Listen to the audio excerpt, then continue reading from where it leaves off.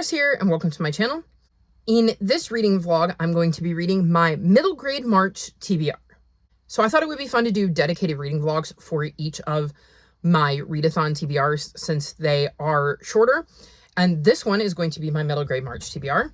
Here is my TBR in case you haven't seen my video. Very eclectic. I have Fairies in the Forest, 4 features travel. The Memory Thieves, I think, is continuous series. Vivi Conway in The Haunted Quest is author with 3 names. Operation Sisterhood is flowers on the cover. The Saturdays is written in the 1900s. And then The Moon Garden is the group book, or one of them. I'm not planning on rereading The Secret Garden, which is the other, so I've already read that. And I'm here because I've actually read one of these.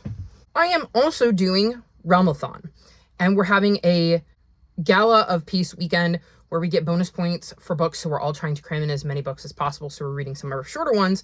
So I have read Fairies in the Forest. So this is the second book in the Cinders and Sparks series, and I'm actually going to talk about 2 books here.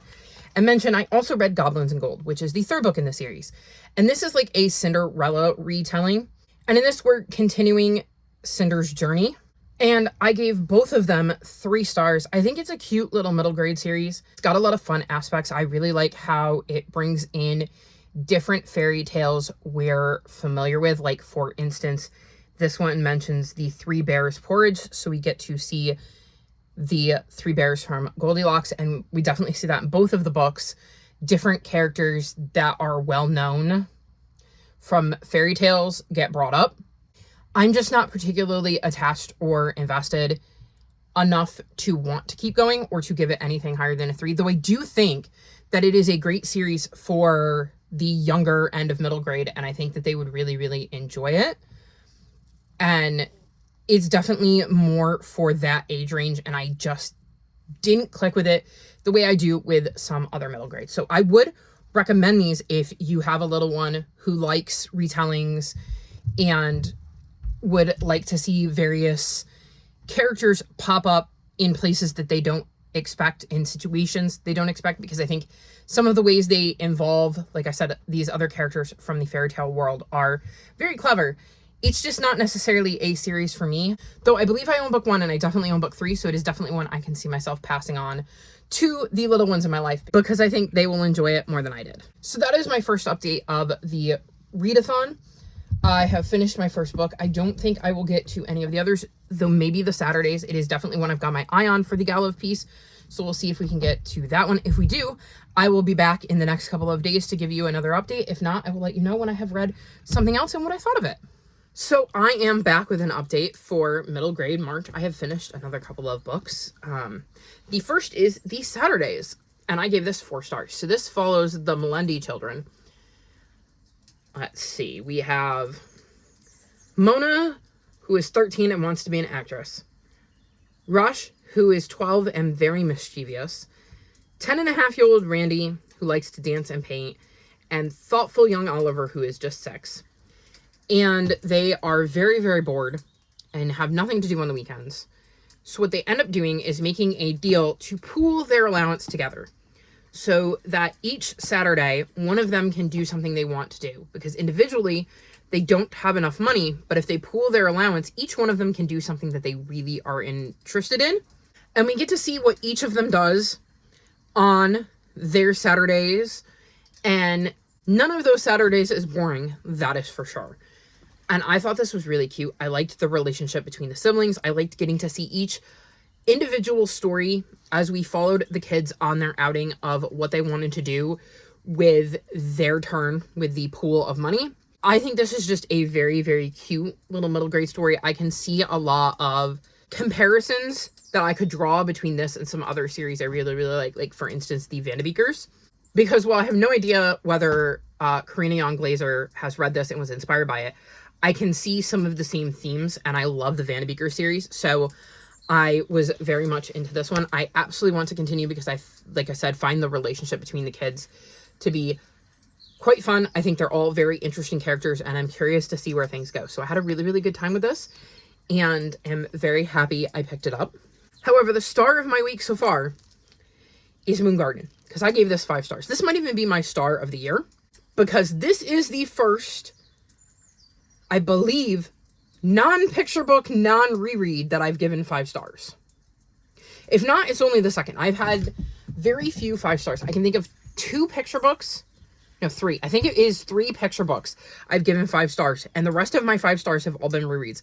This is the first novel that has gotten 5 stars from me. So I went into this thinking this was a sci-fi Secret Garden retelling. And it definitely has some elements of the Secret Garden to it.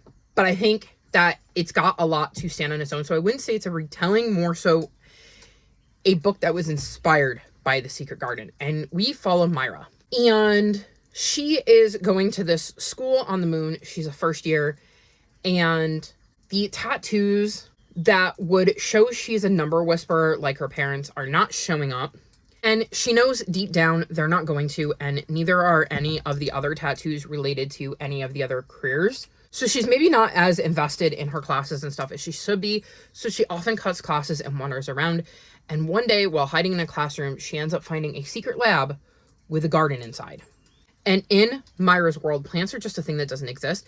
They became very toxic, and that is why they had to leave Earth, and she's going to this school on the moon. So she's very, very nervous. But she soon learns that maybe she does have a talent, and that talent isn't number whispering. It has something to do with plants, which would have died out when they left Earth because you didn't have people interacting with plants anymore. And also during her journeys, she learns about this food shortage, and suddenly she has all these plants at her fingertips and thinks maybe this could solve that problem. I had so much fun with this. I was sucked in pretty much from the word go. I loved Myra as a character. I loved seeing her really struggling with not having these magical abilities that everybody else around her has, and very much not wanting to be a number whisperer. She's not into number whispering, and her parents are so focused on that because they're both very talented in their field, and they're just missing the signs that something is going on with their kid. It does not help that they're very, very focused on work, and she's on the moon at the school, so they're not actually in the room with her. They're just kind of video chatting with her. She is struggling with the idea of making friends because she had a falling out with some of her old friends before she went to the school. So she's not really close to anybody and is really just kind of struggling by herself. And then when she stumbles across this garden, everything starts to change for her. And it is amazing to see the transformation we see in Myra throughout the story. Obviously, you can hear some of the similarities if you've read The Secret Garden, where you can kind of see the inspiration. I don't think it is a retelling because there are a lot of things that are very, very different. But like I said, I can see a lot of the inspiration. And for instance, Myra is an anagram of Mary, and Mary is the name of the little girl in The Secret Garden. And there are definitely some more little Easter eggs like that throughout the book. And from what I remember, I can definitely see, like I said, the inspiration, but I think it is a completely different kind of story. And I really, really enjoyed how, like I said, Myra grows and changes throughout the story and the characters she interacts with and how that changes things for her.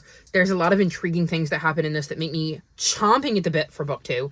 So I cannot wait to get to that in April. And I am so very, very grateful that the host from Middle Grade March picked this because it was not a book I had heard of. It was not on my radar, and it probably isn't one that I would have necessarily gone, ooh, yes, I must pick that up immediately, even if I had heard about it, without the incentive of it being the group book. So absolutely adored this. Easy 5 stars. Cannot wait to see what happens next. So that leaves me with these 3 that I still have to read. I'm still very, very excited for them, and I will be back to check in when I have finished at least one of them. So we are back, and I have an update. I have officially finished Vivi Conway in The Haunted Quest, and I gave this 4.5 stars.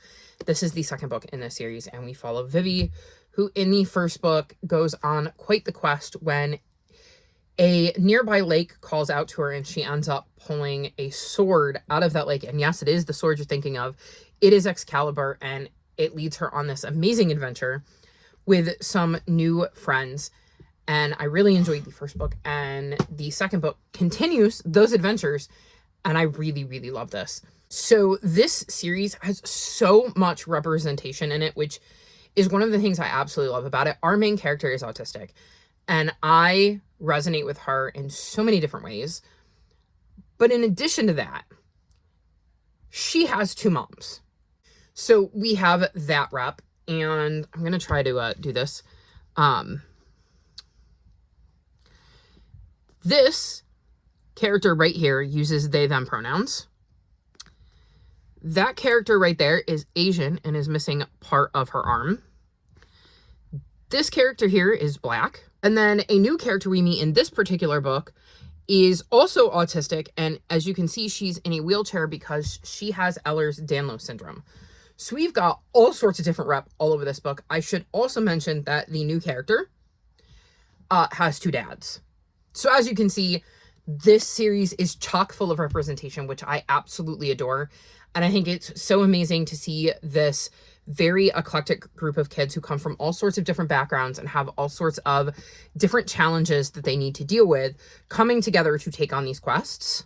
In this one, Vivi and her friends are going to visit our new character, Mare, and they're on an island and they have to find a particular item of lore on this island.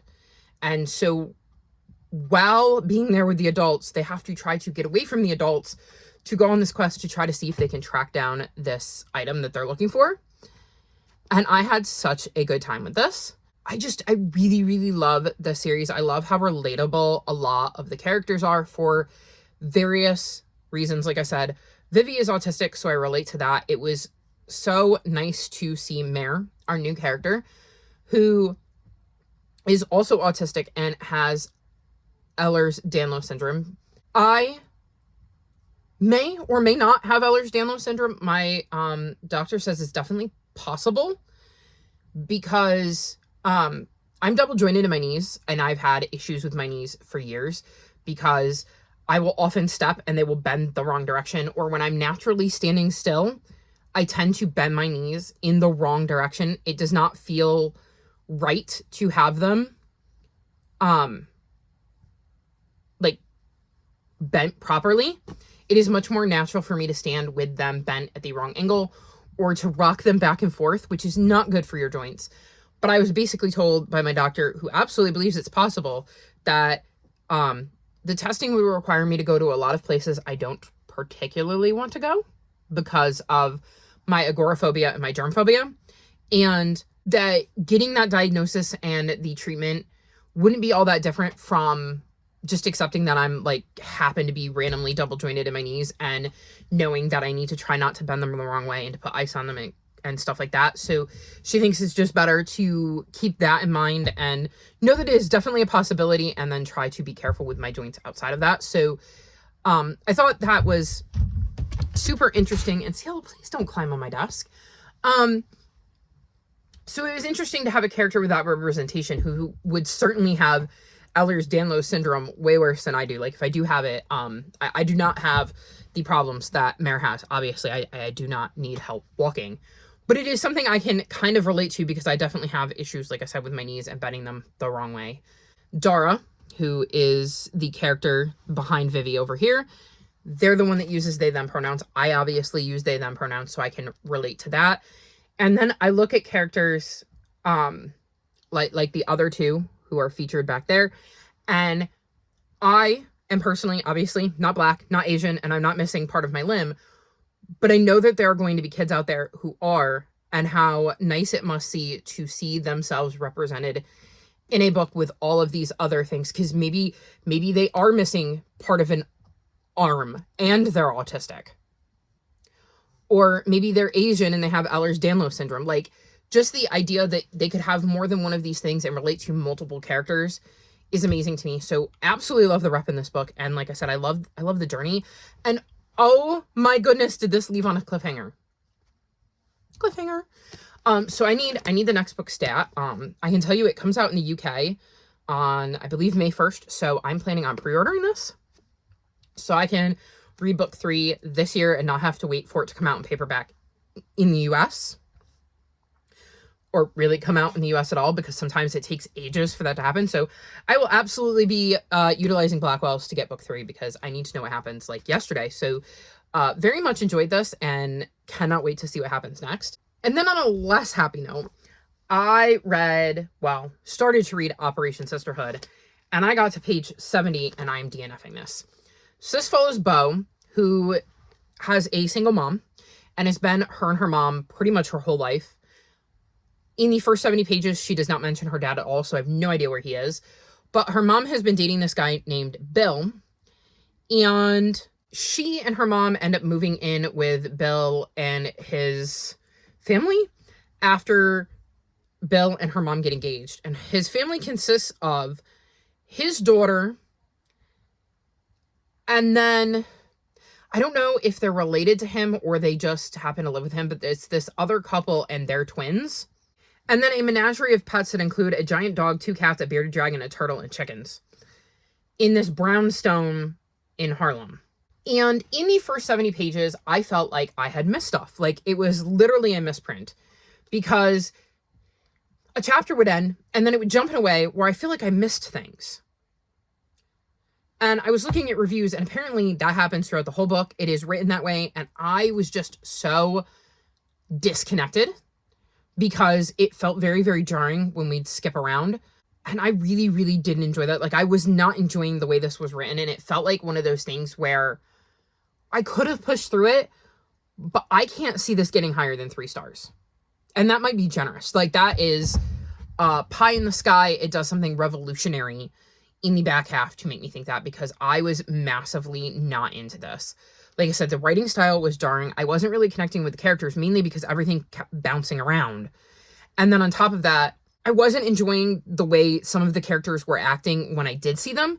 And like, I can't even tell you the relationship between Bill and his daughter and the other couple and kids that live in the same brownstone. I have no idea how they're related, if they are at all, or if they're just sharing a brownstone. And there were other stuff in reviews that made me think this is not a book or a series for me. So I'm going to take my bookmark out and I am DNFing this book and do not obviously plan to continue with the series.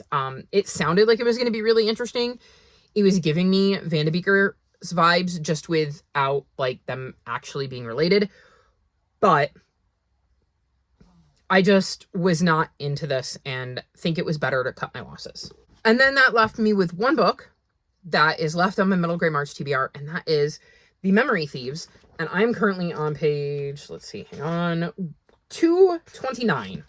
And I'm really enjoying this. This is the second book in the Conjurer verse series, and this follows Ella, who is a conjurer, which means she has this certain type of magic.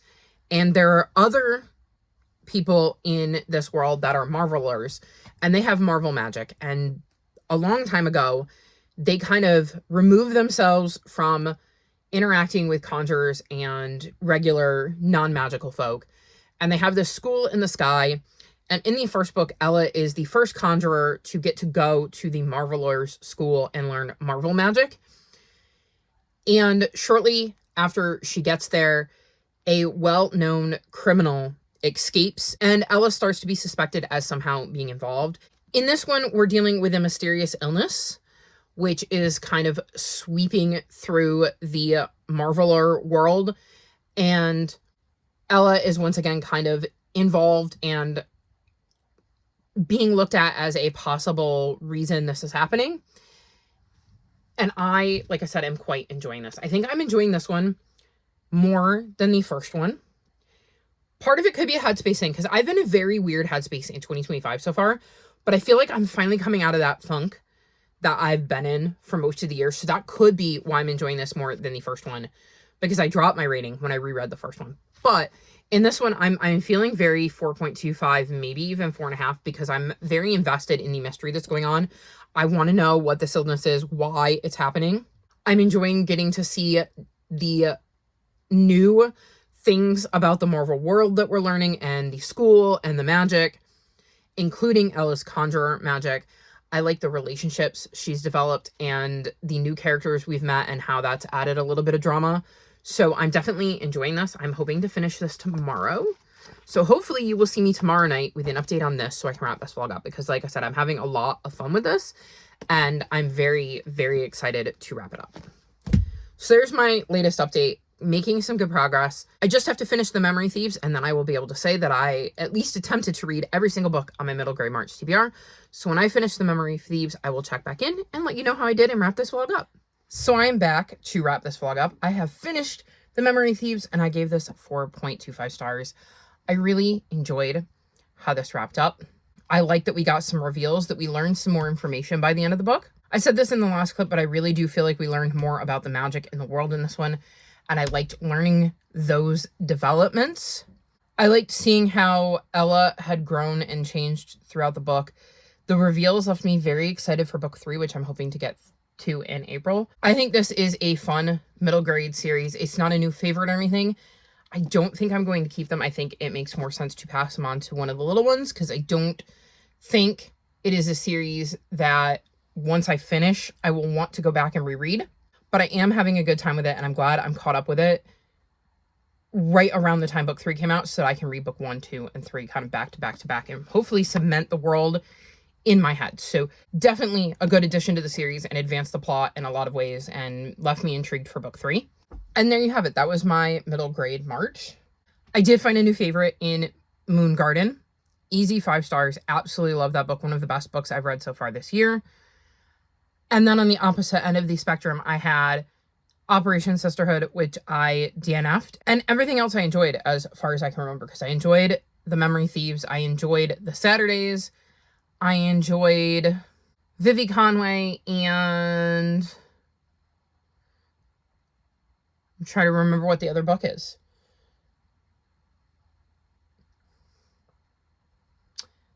Well, let's do it by prompts. So I read Moon Garden for the group book. Flowers on the cover was Operation Sisterhood. Author with 3 names was Vivi Conway. Continuation was The Memory Thieves. 1900s was The Saturdays. And then the other one was Features Travel, and that was Fairies in the Forest. And I gave that 3 stars. And that was more of a, it wasn't bad, but I was not the target audience for that. It just didn't work for me per se. So for the most part, I enjoyed everything I read. So I'm pretty happy with that. I had a fun middle grade March. I love taking part every year, and am very, very happy that the group book was something that jived with me so well and has become a new favorite and has the potential, at least for right now, to possibly make my top 5 books in a series of 2025, because 5 stars are very hard to come by so far in 2025. I had a lot of fun. I can't wait to do it again next year. Y'all know I love me some middle grades, so this will always be a readathon that I keep my eye open for, because I have such a good time and I love looking at different middle grades and seeing what I can find.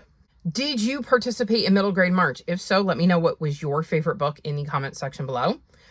All of my social media is linked in the description below if you'd like to come chat with me. If you've made it this far in the video, leave me emojis of things you would find in the garden in honor of Moon Garden.